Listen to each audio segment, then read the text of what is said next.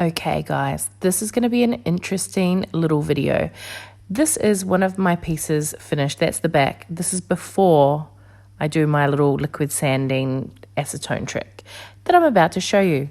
Put on a glove, get your acetone, a little cotton pad, gently and carefully wipe over the surface of the back of your component, and look at this. It is perfection.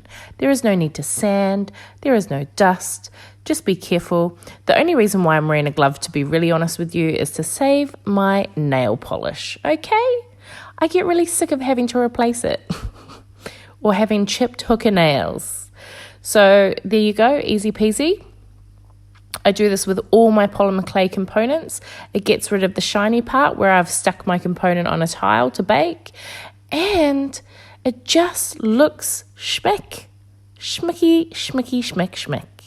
Okay. What else did I have to show you here? So this whole video is actually about all the different options you have, not all of them, but some of them, to attach your findings to the back of your components. Now, I'm just doing this one because they're cute.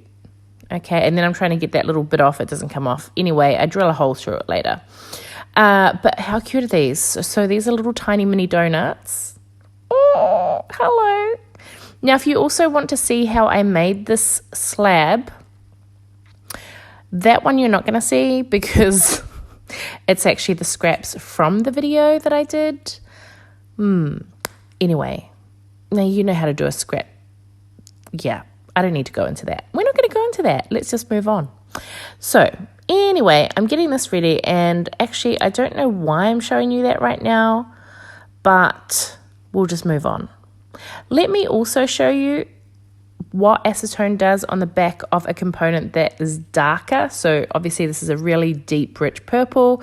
I just wanted to show you that it won't leave any marks, any white marks or anything like that.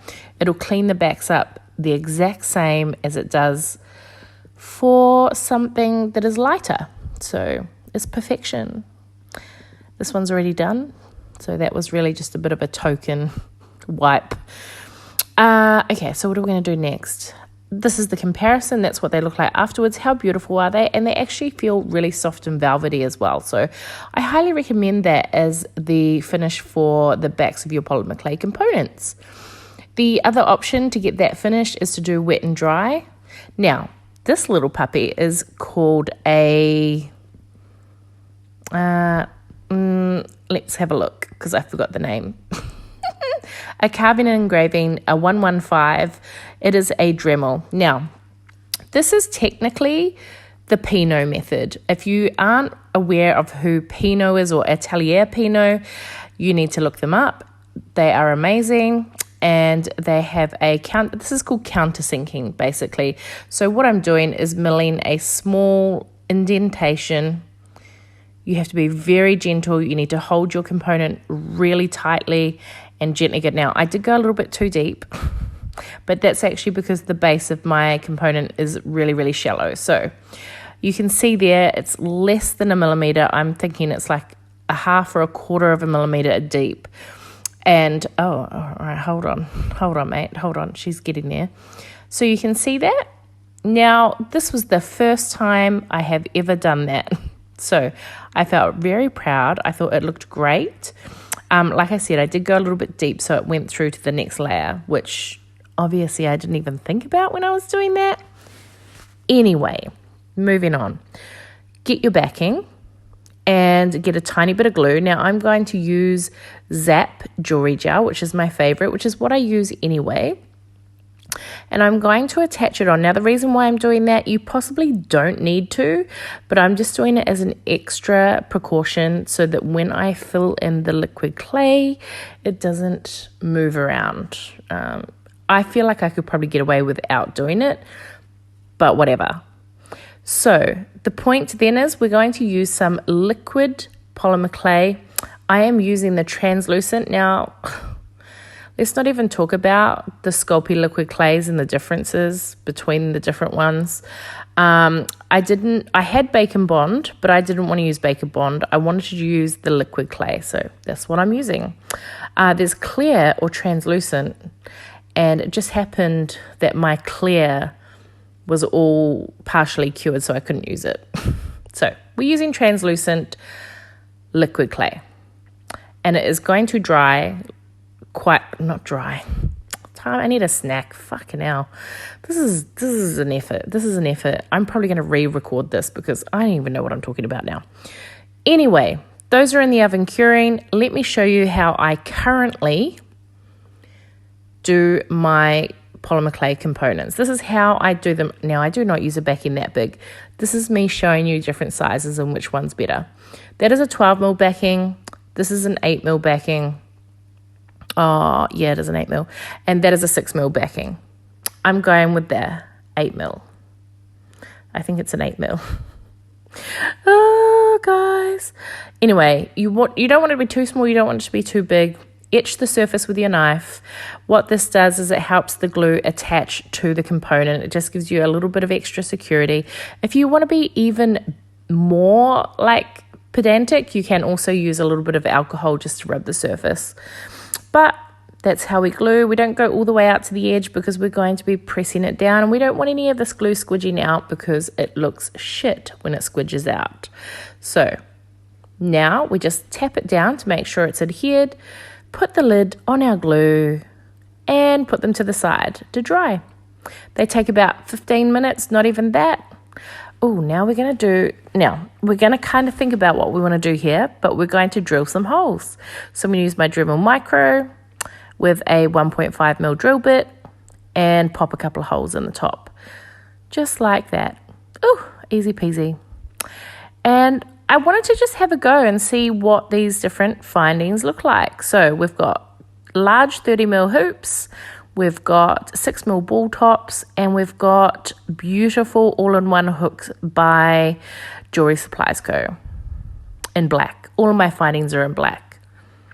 No, this didn't work for me. I didn't like it. Moving on. Let's try something else. I mean, come on, mate. Move it along.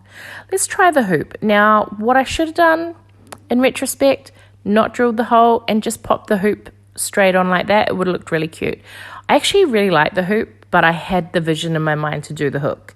So obviously these hooks are amazing. Jewelry Supplies Co. has them, and so does Blackbird and Violet.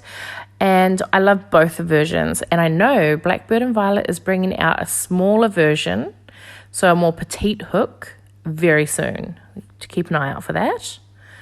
And this is exactly what I was after. Even though there's a hole in there, I kind of love the fact that it's hanging on a hook. Now, these are... Oh, that is just so beautiful. All right, what are we doing now? Oh, shit, okay, we're moving on. We're putting some ball tops on these ones, I think. And we're going to clean those backs up using our acetone again. Look how bloody perfect the backs come out. Hello? If you haven't been doing this, you need to do it. And if you're worried about the solvent and the type of material it is, just wear gloves and make sure your window's open next to you. It evaporates super quickly. So yeah, let's card these puppies up. I use a template for my card. Bang, bang, easy peasy. I use a silicone mat. I find that so good. You can also drill onto a silicone mat as well. And I like to use comfort backs on the back of my earrings. So yeah, that's handy, isn't it? What's this? What are we doing here? Oh yeah, this is cute. I haven't hung a hook like this before. This is the first time. Sometimes I eyeball it. This took me a minute. I was like, oh, where does it go? Oh, where does it go? Okay, let's just go here. Another good thing with the hook is you should actually get a little tiny silicone backing that you can put on the back so it doesn't fall out of people's ears. Super handy. And these are our countersunk backings with the liquid clay. They had come out of the oven. Oh, and I think they look amazing. Now, we're also going to try, this is black liquid clay. I thought I would try this with something totally different. I'm spreading it around the edges. This is just a pair of studs. And what I'm going to do is I'm going to pop the component. I want to try doing this without any glue. So just using the liquid clay. So I spread it out to the edges. Now, if you're doing 100 pairs of earrings, this is going to get very tiring. However, I just wanted to give it a go. I know that this liquid clay dries matte, so I thought this could look quite cool. And then I just poke in my little component. Now, the reason why I did it like this is so that rather than having to glue it, I'm putting it straight down onto the top of the liquid clay. So there's a little bit between the component and and now we're also doing translucent. So I'm doing both. I'm doing black and the translucent. But yeah, so it's just the thing that I didn't like about this is how fiddly it is. What I do like is how good it looks if you do a really good job. I don't like the ones as much where people just splodge a piece on, which I can totally see why they do because it's a lot faster. It does look really nice taken out to the edge, and if you just use a little metal needle tool like this, it's super easy to move the clay around. But yeah, these all just went in the oven for 20 minutes. I didn't put them in for a super long bake because it's ultra thin and that's not what the instructions said, so I kind of went with it.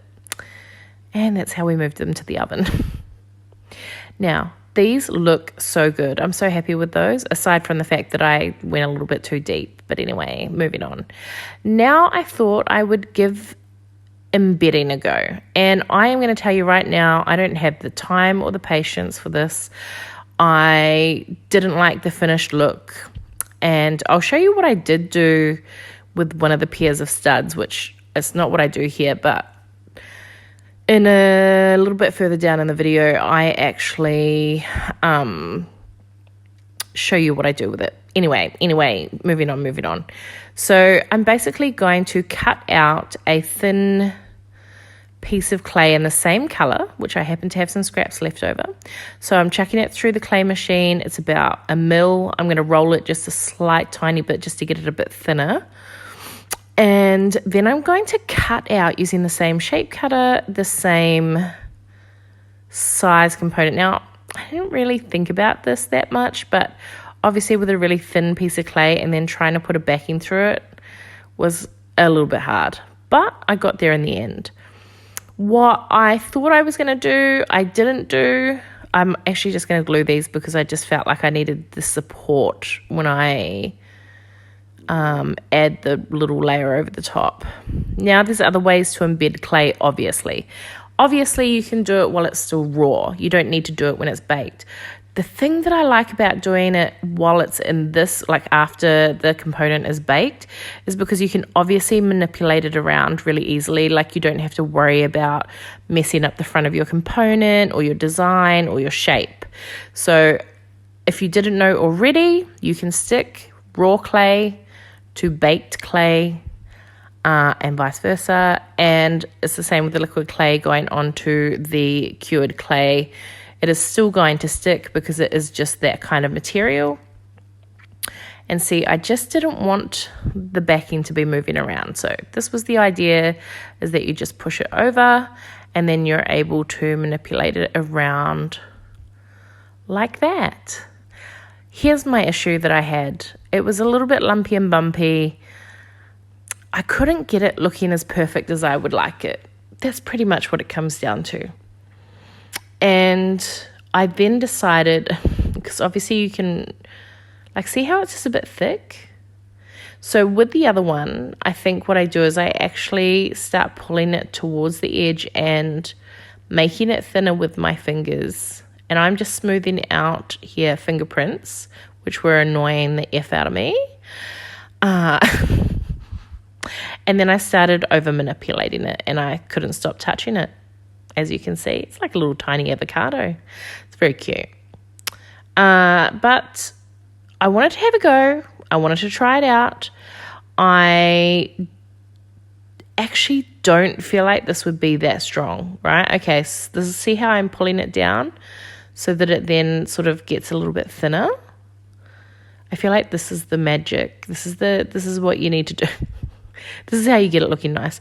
But here's my issue. I feel like once I've done this, the clay is then too thin. And so I still feel like there's the potential for it to break through. But because it's glued, I feel like maybe we've got a chance of it not doing that. But this is not my favorite finish. It's very time consuming and annoying. So, but, you know, each to their own. If this is your jam, if you feel like you could do this to every pair of earrings, I just think about the amount of studs that I make and how much I would not want to do this.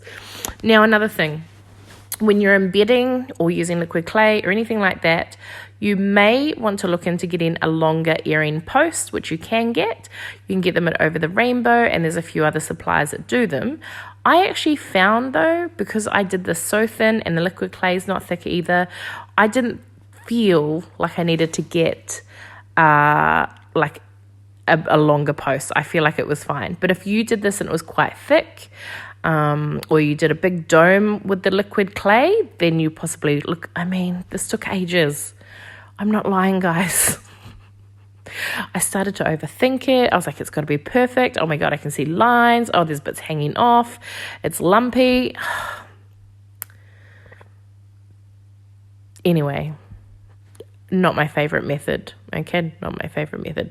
Then I decided to test something else out, which, now, I'd seen a very similar method to this by a lovely maker that I know, and she does a way better job.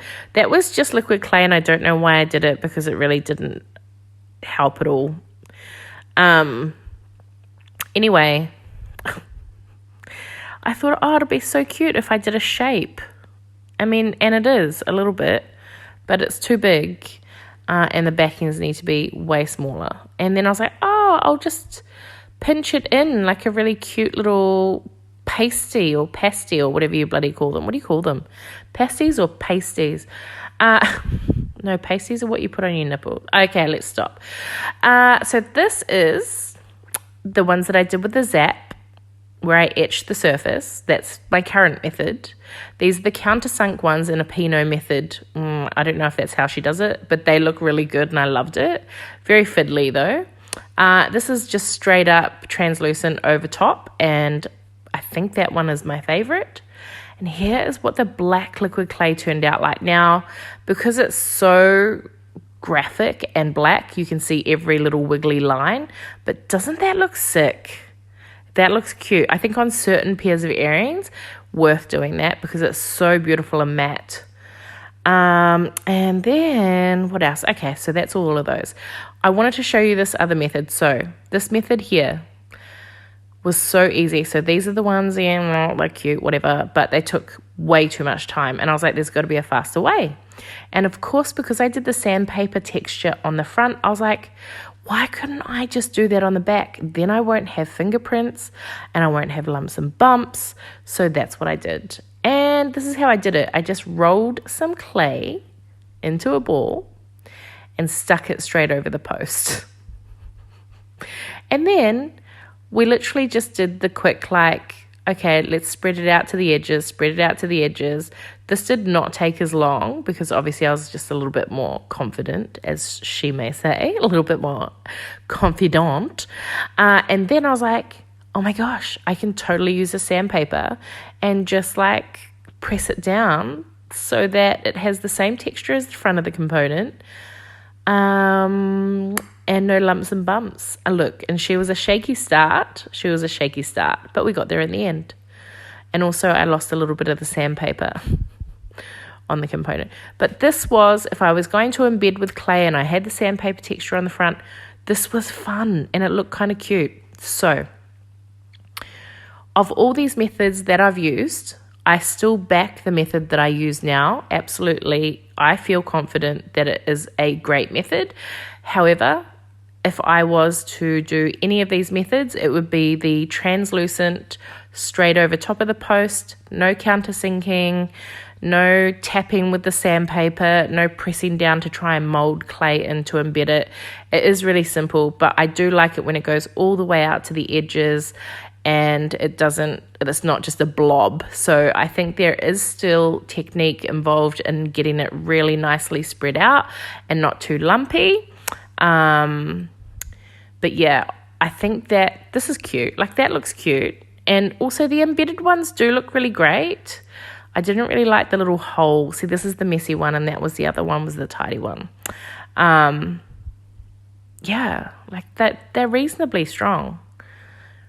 But it's just not the, like, jam that I like on the back. The black liquid ones are cute. See those ones there at the top, the clear, translucent, those are my favorites because they kind of remind me of resin ones. So I think I might be doing that. The countersunk ones, very cute but really fiddly. And there's the ones that I do now. Anyway, I hope this was helpful. It was a little bit of me talking all weird stuff, but you guys love me. And I don't know why I'm pointing. I think I'm saying those are my favorites. All right, okay, bye.